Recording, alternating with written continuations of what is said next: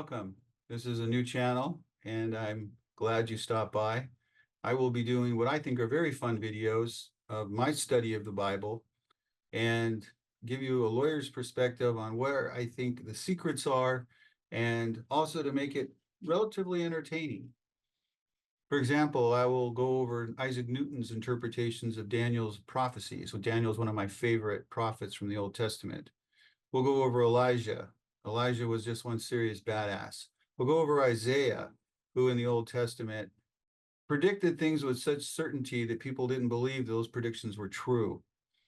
But today I want to explain something that will astound some people, and others they'll just say, I don't believe it, but that's okay. That's your choice. Remember, we have free will.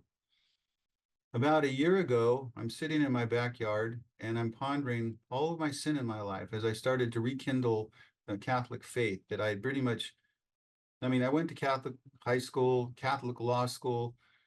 I really wasn't into it. I mocked it. I made fun of it. I made fun of the prayers while I was in church. I was just a jackass. Okay. And as I started to read it, I started reading it with a very quizzical mind. And then I realized that the more I read, the more I could see the consistency and the unbelievable truth and complexity to the things that Jesus said. And I'm reflecting on all of my sin accumulated over my life. I'm 62 now. I've been on the planet a while. Yeah, I know I don't see it, don't sound it, don't look it, right? Thank you. I'm in my backyard muttering under my breath, and I looked up at the moon, which was at about the 1 o'clock position, and there were clouds. And I said, Lord, how could you forgive a worthless sinner like me? All the sins I've committed in my life, going all the way back to the time when I was a kid and I stole money from my parents, or I cheated on an exam, or, bullied somebody, whatever it is. And the moon grew brighter, the clouds got brighter, right around the moon. And then it was like an electronic image of Christ himself appeared right over my head, like bam, as if you would take a projector and project a color image right on the wall and you're looking at it. There was no emotion in his face. All I could see was the side of his face and from the upper shoulder. He was wearing a white robe. He had a blue eye, and I saw the right eye because I could only see the side of his face. He was looking northward. I was looking westward at him directly, straight over my head. I'm looking right at him. It lasted about 10 seconds. And I'm still trying to grasp what I'm seeing, because it's just right there, a full color picture of him. He had milky white skin. He had a fuller face and body, nothing like you see on the cross where he looks very thin. He didn't look like that. And that the pictures I've seen him on the cross are not even close to how he really looked. He had brownish hair that was very light color, a blue eye. He had what looked like a spherical object on his head that was also brown, but because it was blurry in that corner, I really couldn't see it very well. And I'm still trying to come to grips with what's right in front of me because it's so astounding. Now, it happened a year ago, and I pretty much kept it to myself until, just a few months ago when I talked to my priest about it. And he told me that there was another lady in our confirmation class, which that's a class where you get to take another saint's name if you do a lot of Bible study. He told me the lady in our class had exactly the same experience. She saw the same image you saw, which really amazed me. I described the same thing she saw. Now, that's it. That's my story. He's real. He heard me mutter under my breath and instantly appeared, just like that. Now, why?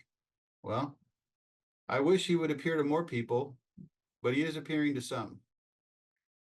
Here's my perception of what happened. At first, I thought that Jesus was ashamed of me, which is because he wasn't looking at me and there's no facial expression. He's just looking north, and that's it. It stayed unchanged for that period of time. Then as I thought about it more, I realized what he was really his statement was really follow me. So why did I think that it happened? Well, if you look in the Bible, you will see that if you come to Christ with a contrite and repentant heart, which is the first thing he looks at, is your heart. Remember, Paul became one of the great apostles of the Catholic Church. But Paul was a hunter of the Christians, the Catholics, when the religion got started. He was a killer. He was also a high-ranking nobleman. He was out there looking to kill them, and he got blinded on his road to Damascus by Jesus. When Jesus had already rose from the dead, but you're going to see now because you're blind. You're going to be forced to do what I'm telling you to do. Peter wanted to kill him, and then Jesus and Peter made them work. He made them work together. Imagine that. Well, when you come at Jesus with a contrite heart, because I mean, he was able to forgive Paul for all of the killings that he did, all the beatings. I mean, he was a hunter. He would rather see a sinner change his ways and change his ways in his later life and become more like a holy person than to see a holy person, good person, change for the worse. The change in heart is what he's looking for, the contrition, the repentance. The point is that I approached it as a person who saw himself as a worthless sinner, was truly sorry, and wanted to change. And those were the keys that opened that door. So I hope you'll find this something that will help rekindle your faith. I'm telling you the absolute truth. He's real. He heard me. And, even today, there's times where I just really can't believe what I saw with my own eyes. I just want to tell you the truth.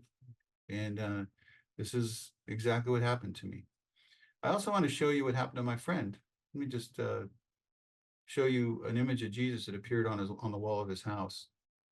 Right here is a image of Christ that appeared on the wall next to the religious statutes here. And I can make it bigger. This was the palm tree leaves. The light came through. It lasted for about half an hour. Then it went away. You can see clearly the image of robes.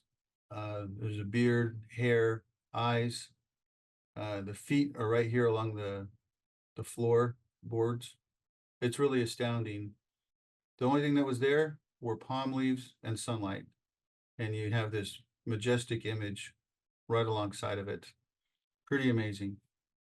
Now, I hope that this has been helpful to you. I'm going to do more videos and add my take on things. But this is going to be a fun channel, and I really hope you enjoy it too. Thank you.